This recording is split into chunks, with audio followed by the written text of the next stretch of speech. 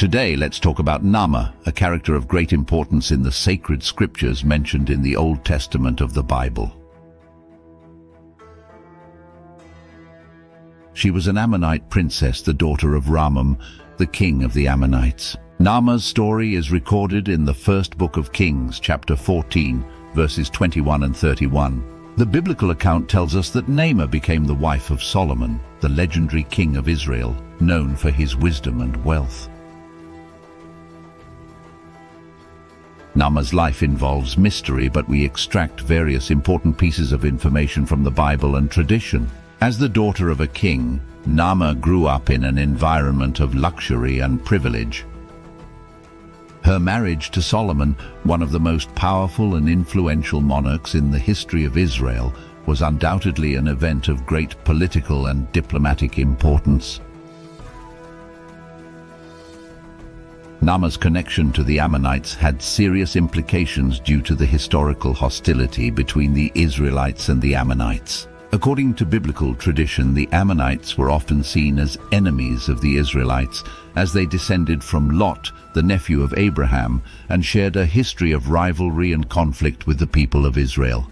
Therefore, Solomon's marriage to Naamah generated criticism from more conservative Israelites, who feared that this union could compromise the purity and culture of Israel. Before all this, it is important to remember that Solomon had already been married to the daughter of a pharaoh, which was a legitimate royal marriage. However, he soon became enamored with various foreign women from different cultures, including Naamah. The major problem with this situation was his lack of restraint, as he accumulated an impressive number of wives and concubines during his lifetime.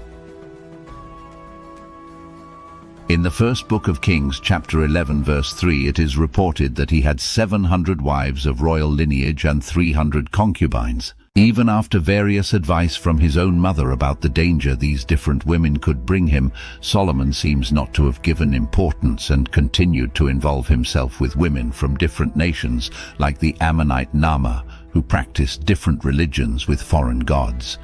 However, Solomon was deeply in love with Naamah, making this marriage even more complex and impactful on his life.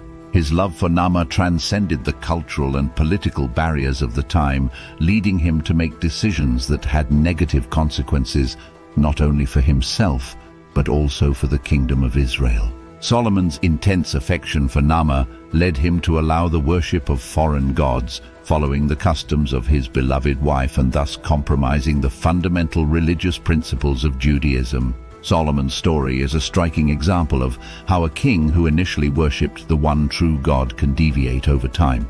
The Bible tells us that although Solomon began his reign worshipping the Lord God, he eventually succumbed to the influences of his foreign wives, including Naamah, and built altars for their gods.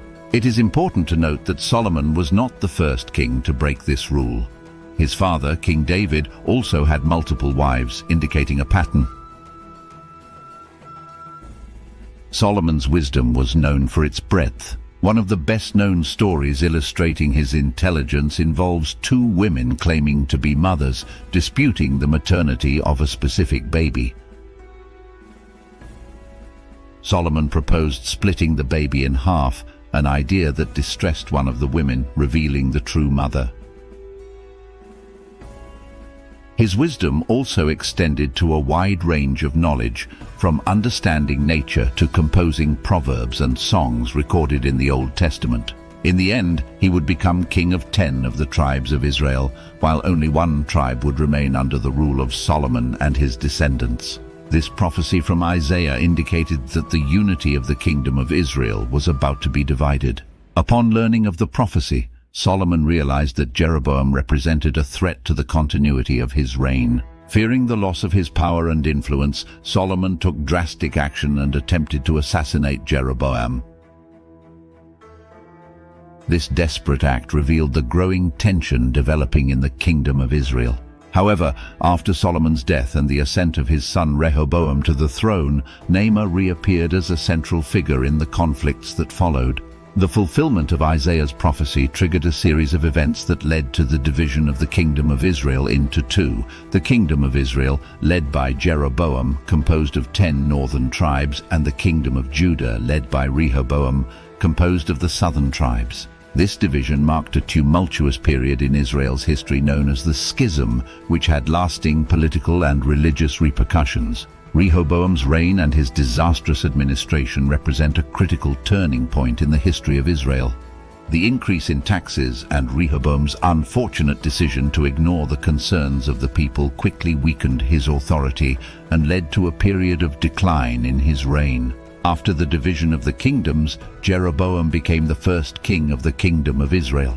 He took drastic measures to prevent his people from continuing to worship in Jerusalem. To maintain religious control, Jeroboam made 2 golden calf statues and placed them on altars in Bethel and Dan, encouraging the Israelites to worship these images instead of going to Jerusalem.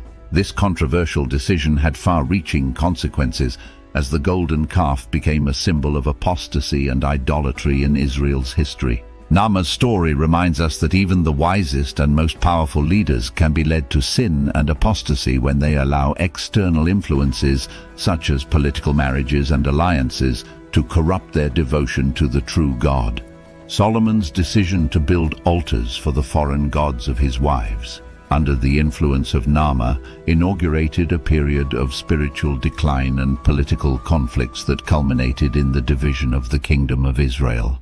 The story of her influence on Solomon is a vivid reminder of how wisdom and faith can be tested even in moments of greatest power and success. Therefore, it is a story that urges us to consider the influences that shape our own lives and the importance of firmly maintaining our principles even in the face of external temptations and pressures. If you enjoyed this video, leave a comment below and subscribe to the channel to not miss the upcoming content. Have a great day.